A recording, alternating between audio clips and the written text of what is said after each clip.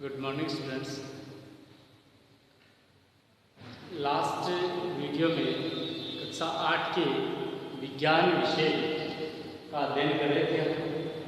कक्षा 8 के विज्ञान विषय में लास्ट वीडियो में मैंने आपको पाठ संख्या 7 पौधे एवं जंतुओं का संरक्षण, पौधे एवं जंतुओं का संरक्षण की चर्चा हम कर रहे थे।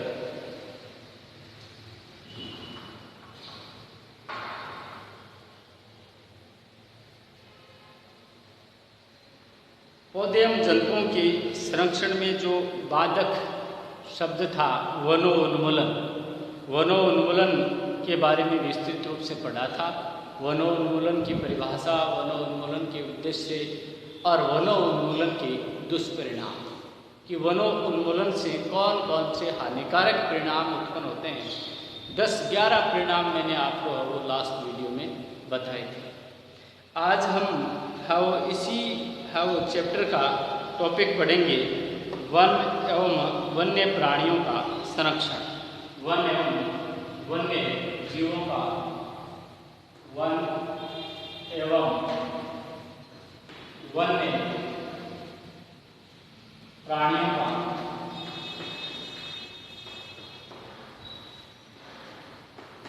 संरक्षण।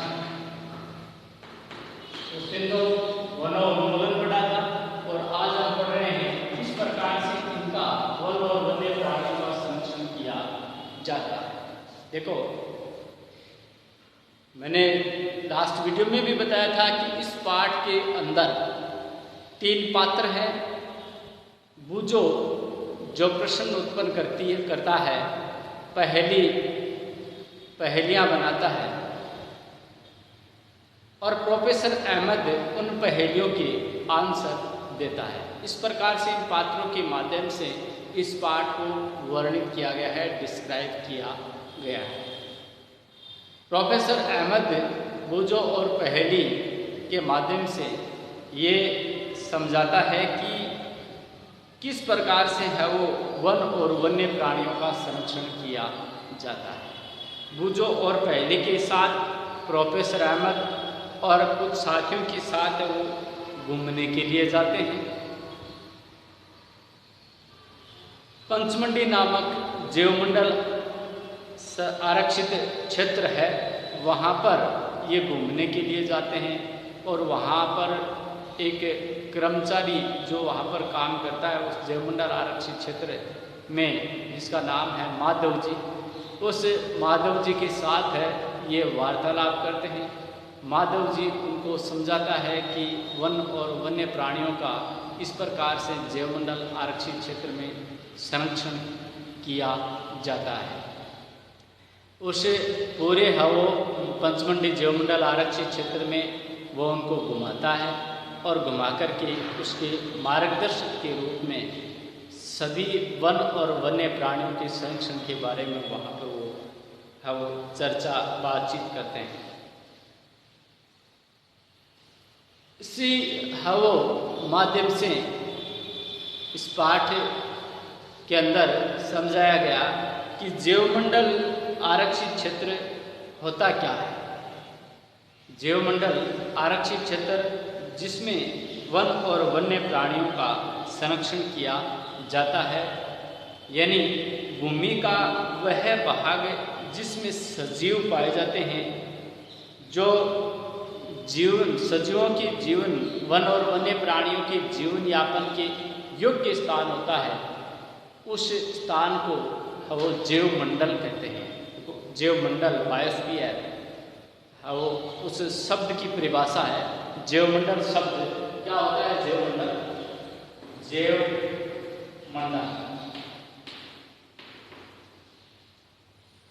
जीवमंडल शब्द से क्या तात्पर्य है? पृथ्वी का या भूमि का वह भाग, पृथ्वी या भूमि का वह भाग जिसमें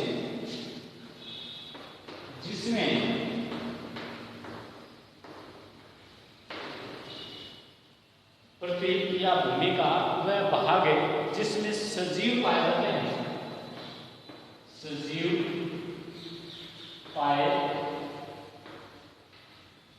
जाते हैं।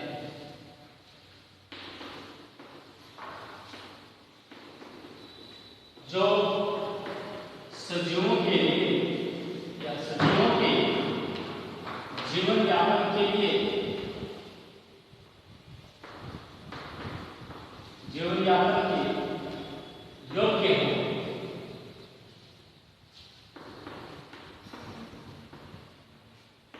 उस क्षेत्र को क्या कहते हैं? जैवमंडल कहते हैं। उस क्षेत्र को जैवमंडल कहते हैं। तो जैवमंडल कौन सा स्थान है? पृथ्वी का वह भूभाग है जो सजीवों के जीवन यापन के योग्य होता है, उस क्षेत्र को हम जैवमंडल कहते हैं।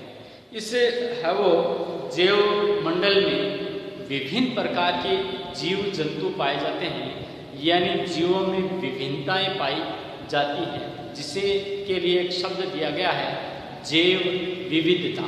तो देखिए शब्द जैव विविधता।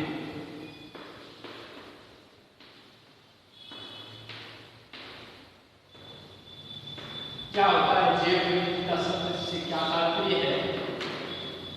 जैव विविधता शब्द से क्या तात्पर्य है? पृथ्वी पर पाए जाने वाले जीवों की विभिन्न प्रजातियों व पर्यावरण के बीच जो संबंध होता है उसे हम वो जैव विविधता कहते हैं। पृथ्वी पर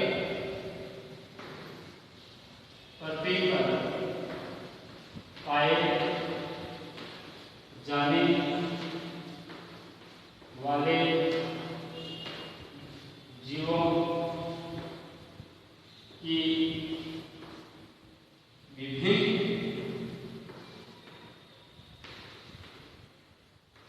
प्रजातियों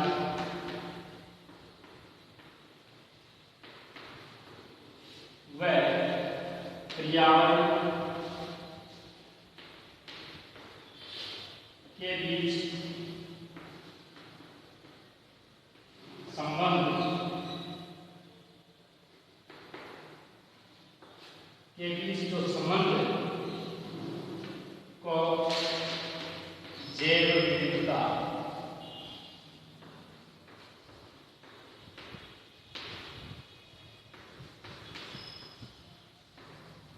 कहते हैं।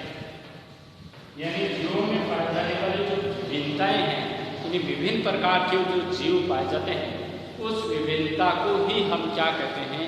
जैव विविधता कहते हैं। जीवों की जो विभिन्न प्रकार की प्रजातियां पाई जाती हैं उसे ही हम जैव विविधता कहते हैं।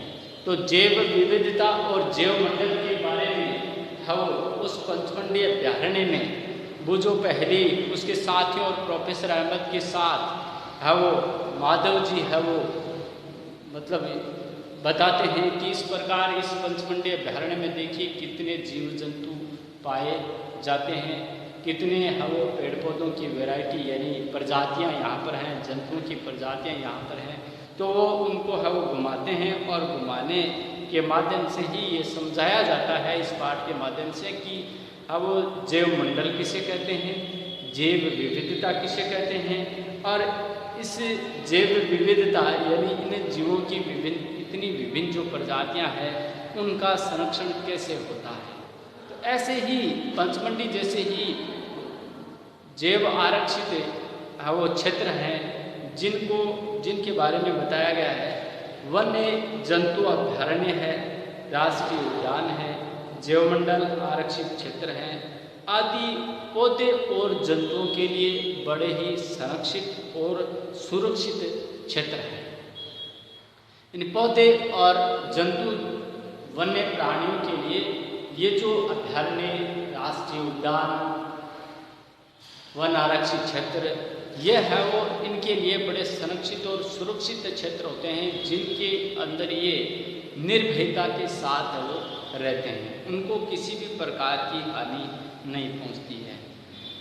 इनका जो निर्माण है वो या विकास जो है इन आरक्षित क्षेत्रों का, जैवमंडल आरक्षित क्षेत्रों का, राष्ट्रीय उद्यान अभयारण्य, जंतु आरक्षित क्षेत्र, वन आरक्षित क्षेत्र, इनका जो विकास है वो व्यक्तिगत प्रयासों से या फिर सामाजिक प्रयासों से या सरकारी एजेंसियों के द्वारा किया जाता है। यानी इनका विकास है वो व्यक्तिगत प्रयासों से भी होता है, सामाजिक प्रयासों से भी होता है और सरकारी एजेंसियों के द्वारा भी इनका विकास किया जाता है। इनके संरक्षण के लिए सरकार है वो विभिन्न नियम, विधियां और नीतियां बनाती है जिनके माध्यम से इनका संरक्षण किया जाता है। तो जैवमंडल आरक्षित क्षेत्र है वो उनका विकास किया गया। इन सभी जैवमंडल आरक्षित क्षेत्रों के बारे में हम अब थोड़ी थोड़ी परिभाषाएं पढ़ेंगे। जैसे वन्य जीव अभयारण्य। वन्य जीव अभयारण्य क्या होता है? वन्य जीव अभयारण्य, वन्य जीव अभयारण्य यानी भूमि का वह भूभाग जहाँ पर वन्य जीव निर्भयता के साथ बिना भय के रह सकते हैं, वो क्षेत्र है वो अभयारण्य कहलाता है, वन्य जीव अभयारण्य कहलाता है। यानी वन्य जीव और उनका अभयारण्य यानी वो उसके अंदर निर्भयता के साथ रह सकते हैं। तो एक शब्द है अभयारण्य।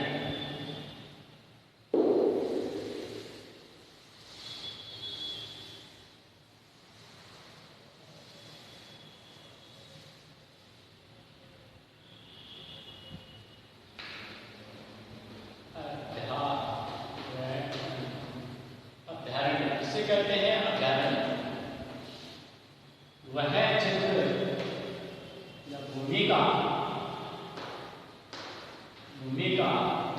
वह क्षेत्र जहां वन्य जीव जंतु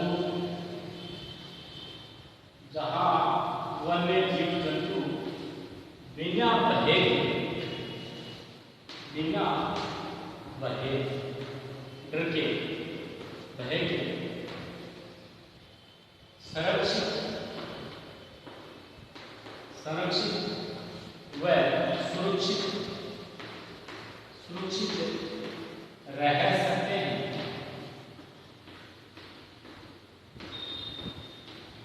उस क्षेत्र को हम क्या कहते हैं?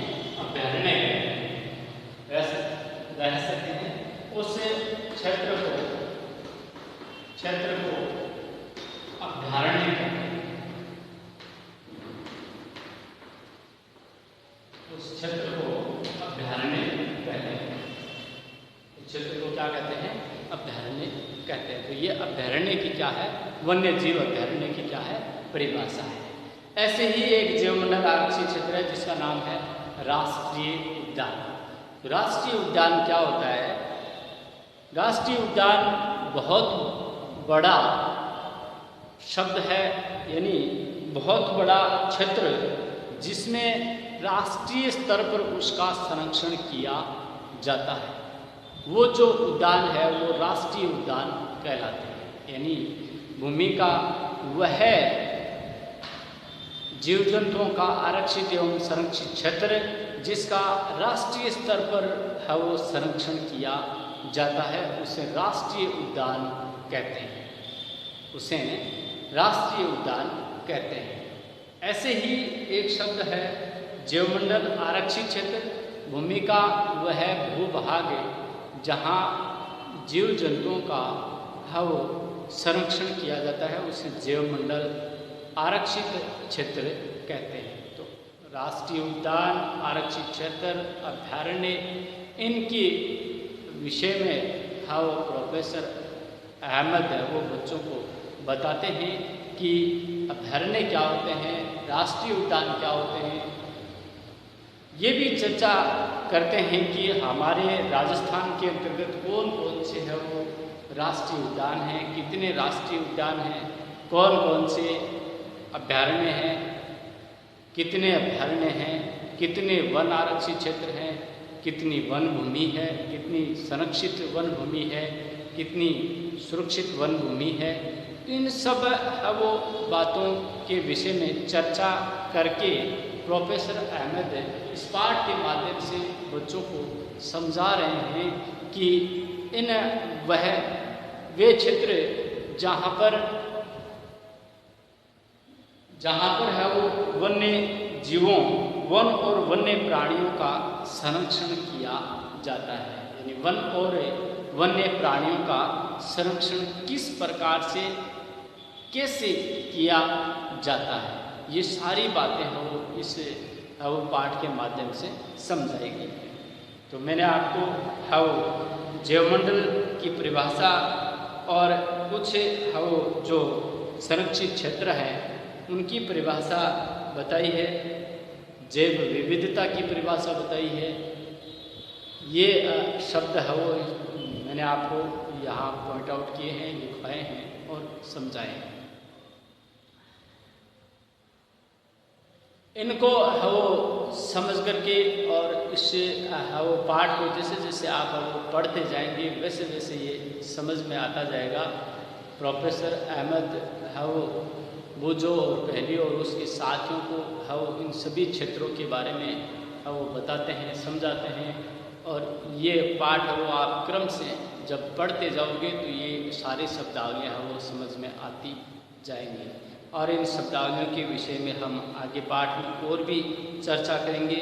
कुछ राजस्थान के जो अभयारण्य हैं, राजस्थान के राष्ट्रीय जो उद्यान हैं, राजस्थान में स्थित भारत के जो राष्ट्रीय उद्यान हैं, उन सब के वो बारे में हम वो बारी बारी से चर्चा करेंगे। जो जो अपने पाठ के बीच में आए हैं उन सबको पढ़ेंगे। कुछ के वो आपको नाम याद रखने हैं, जैसे केवला देवी है वो वन्य जीव अभयारण्य है। जैसे वो सवाई माधोपुर का जो अभयारण्य है, राष्ट्रीय उद्यान है। बाड़मेर का अभयारण्य है।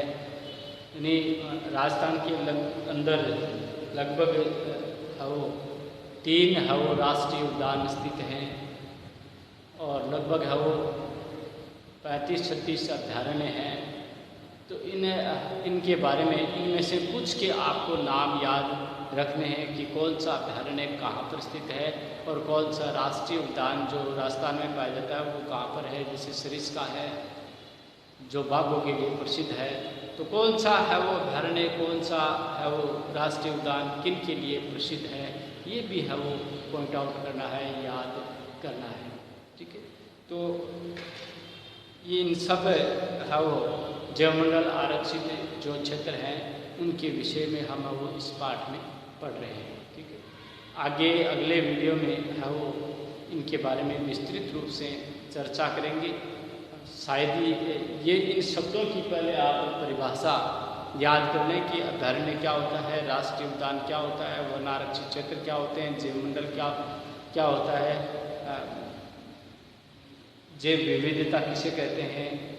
इन शब्दावलियों को है वो आप अपनी नोटबुक में लिख करके और उनको याद कर लें। उसके बाद हम आगे पाठ के विषय में चर्चा करेंगे। ठीक है, इसी के साथ धन्यवाद।